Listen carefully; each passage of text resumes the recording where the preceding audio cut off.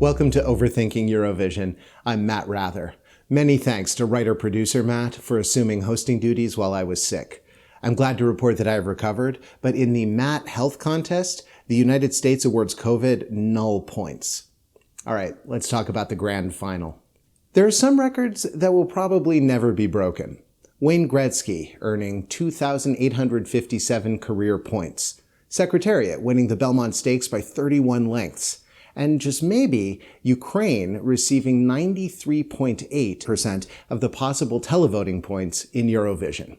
To break that down, each country this year could earn points from 39 others, and the most points a country could give was 12. This means the maximum amount of points one nation could receive was 468.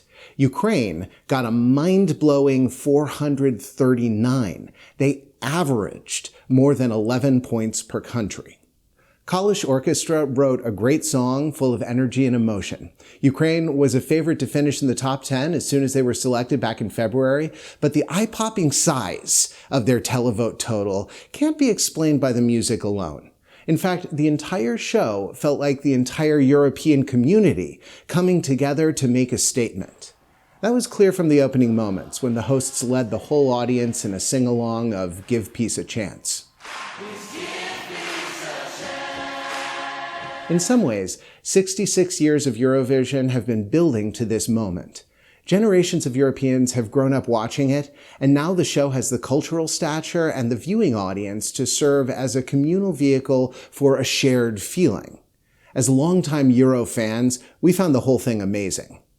We also understand why some people are a little salty about this outcome, but we want you to consider two things. First, this has never been just a singing contest. Go check out our video essay on the 4 ways Eurovision gets political. It's not a coincidence we picked this moment to write that piece. And secondly, Ukraine didn't ask for this. This isn't some clever publicity stunt they cooked up to knock Sweden down a peg. We're certain that the members of Kalisz Orchestra would gladly trade their landslide victory for even one of the thousands of lives that have been lost in Ukraine. So was this a weird Eurovision? Yes. Was it a moving outpouring of support at a time when the world needs unity in the face of aggression?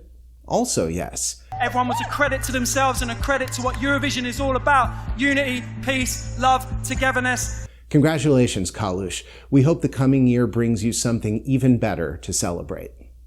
Another feel-good story this year was the UK.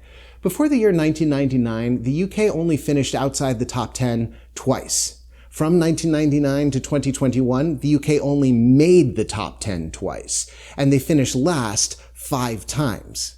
Now, we suspect that might have something to do with songs like this.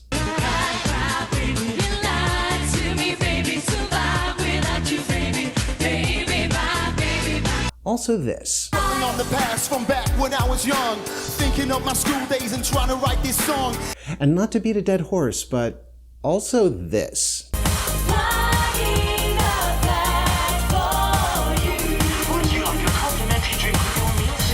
But in the UK, a lot of people were convinced that the country has merely been an unfortunate victim of bloc voting. Well, when you look at all the blocks, all the individual blocks and all the little cliques and all the stuff that goes on, you think, they don't like us. It was only last year that Ed Sheeran said he wouldn't participate in Eurovision because the UK never got treated fairly. England has to be loved by Europe again, and I don't know if that's going to happen. Now, we're not saying bloc voting hasn't hurt the UK from time to time, but the insistence of the British public to blame their Eurovision woes on bias really calls to mind that Principal Skinner meme. Am I so out of touch? No, it's the children who are wrong. So we hope that Sam Ryder's awesome performance and stellar result puts an end to the UK's pity party. We have to admit, we wondered if the UK's ugly divorce with the EU was going to hurt its Eurovision chances, but Spaceman finished 1st in the jury voting and 5th in the televoting, putting them 2nd overall behind Ukraine. This is even more impressive when you remember that last year, not only did they finish last, they got the dreaded null points. Which is why we want to give a special tip of the Queen's Guard bearskin hat to last year's UK representative, James Newman. The only thing worse than getting the dreaded null points at Eurovision has to be when the guy right after you gets the best result the country has seen since Princess Diana was alive. But James Newman has been on Twitter cheerleading for Sam Ryder every step of the way.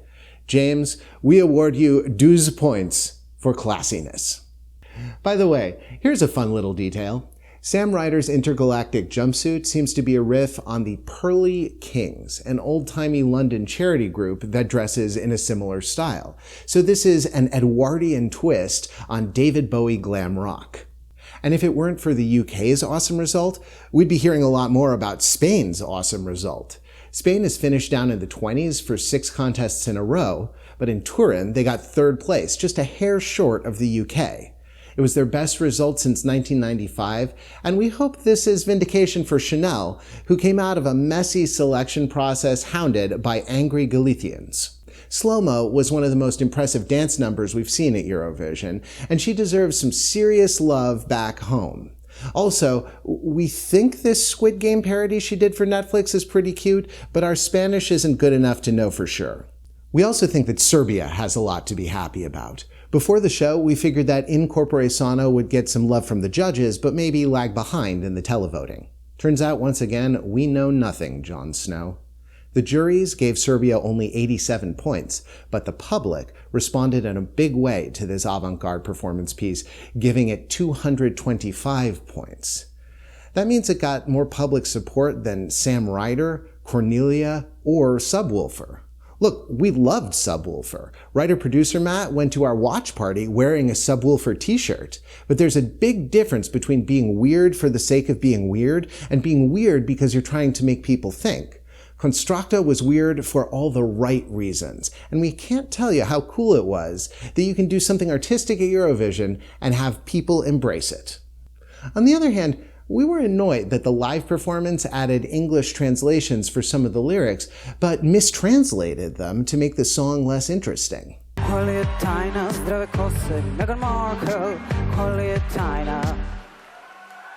could have sworn she said Meghan Markle in there. I guess it was my imagination. Finally, we have to give just a few more props to Moldova. We've already apologized for underestimating them, and writer-producer Matt would like to further apologize for the part of the apology where he said their sound wasn't uniquely regional. It's not easy to offend the people of Moldova and Oklahoma with a single sentence, but he pulled it off. This is what happens when I take time away. Anyway, we're going to be thinking about Traineletsul and its success for years to come. Consider this. Spaceman was co-written by Amy Wadge, who won a Grammy for Thinking Out Loud. Slow-Mo was produced by Keith Harris, who has worked with the Black Eyed Peas, Usher, and Madonna. These are some of the best pop music creators in the world. And in the televoting, they got smoked by Zdobshi Zdub. People in the comments of our last video had many explanations. They have a unique folk sound in a ballad-heavy year. Or there are a lot of Moldovans and Romanians scattered around Europe who voted for them. But maybe at the end of the day, it was just a fun song that made you want to dance. There's an old adage in sports journalism: no cheering in the press box. Reporters are supposed to remain objective. Well, here's a clip of what Eurovision's press room looked like during Moldova's song.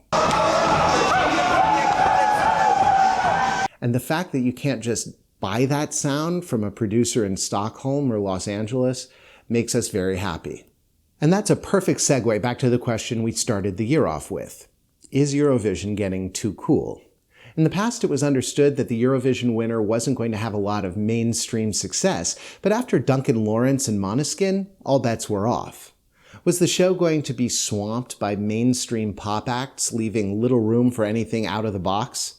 The success of Moldova proves that although pop songs may be a big part of Eurovision, traditional music still resonates with the viewers. We also got Give That Wolf a Banana, which even by Eurovision standards is a hell of a gimmick, and In Corpore Sano, which is inspiring enough theories in the comments section of our video that we could write a doctoral thesis on it. If anything, this was one of the most eclectic Eurovisions we've seen in recent years. The top 10 songs were sung in 8 different languages. Compare that with 2019, which had only 3 languages represented in the top 10, or 2018, which had just 2. So look, we could complain about the lazy postcards, the malfunctioning stage, or how France deserved way more points. But all in all, this was a hell of a Eurovision, and we want to thank you for coming along on the ride with us. We learned so much from everyone who took time to comment, and one of our favorite comments was this one. You know what, casual_umami? We should take advantage of the actual Europeans in our comment section to catch mistakes before we make these videos. So guys, if you want to volunteer as a fact checker and pronunciation consultant for future videos, email us at eurovision@overthinkingit.com. Be sure to mention which country you're from, and hopefully together we can make the next season of these videos more accurate and more insightful. Or at least when there are mistakes, we'll pin all the blame on you guys. I'm kidding. No, I'm not. And finally, let me thank the team that puts these videos together. I'm glad you got a chance to see writer-producer Matt, that's Matt Belinkie, in our last few videos, because he's responsible for nearly every word that comes out of our mouth, as well as for the production value, which I think sets our channel apart. That's what I actually think. He didn't make me say that. Also, I've harbored secret feelings of desire for him for the 2.5 decades of our friendship. He did make me say that. Or did he? The words Matt didn't write were written by fellow overthinkers Pete, Mark, and Jordan. We try to keep it bright and tight around here, so we can't always include everything, but let me tell you, we had a really good thread going about secondary dominance and the baseline of Spaceman that nearly made it into its own video. Drop a comment if you want to hear more music theory next year. Finally, I can't let this moment pass without acknowledging one other person without whom these videos simply would not have been possible. I shoot in Los Angeles and send the video off to Matt in New York, and making that happen involves a lot of work. So thank you to my camera operator, gaffer, makeup artist, teleprompter technician, audio supervisor, animal wrangler. By the way, here's another picture of my dog, and another, and another. Acting coach, prop maker, she found me a banana in a house devoid of bananas, an extremely tolerant partner, Christina. The fact that you tolerate this strange hobby of mine is just more proof that I made the right choice when I asked you to marry me this year, and I can't wait until October when I can call you my wife. Maybe we could work in something about shooting these videos into our wedding vows. That's about it for Overthinking Eurovision 2022. If you miss us during the next 6 months, we do a weekly pop culture podcast where we cover movies, TV, and whatever else is on our minds. Check us out in your favorite podcast app. And until next year, never stop overthinking. So long, Europe. Hey, we have a whole plotline for the movie about the A with a baby O on its head. They start looking into Big O's murder, and it turns out he was set up by E, the most powerful vowel in town. Let us know in the comments if you want to see more for some reason.